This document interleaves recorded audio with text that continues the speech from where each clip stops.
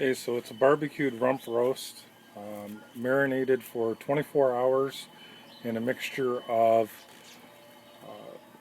vinegar, soy sauce, white vinegar or white wine vinegar, some Worcestershire sauce, and some various other spices, some garlic. The barbecue was, all the racks were removed so we could fit the wood chip tray in, and the barbecue is set to heat at about 210. It'll rotate slowly here and cook until the core temperature is about 160, and then we'll eat it.